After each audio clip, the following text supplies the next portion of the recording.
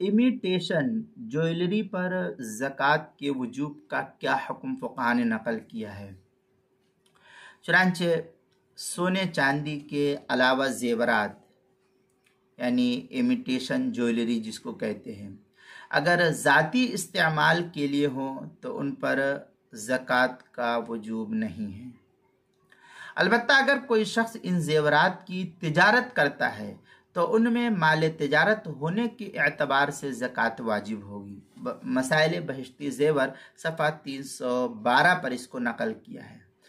फतावा शामी में है ला ज़कात फिल आली वल जवाहिर व इंसावत अल्फन इत्तिफाकन इल्ला अन तकून लित्तिजारा।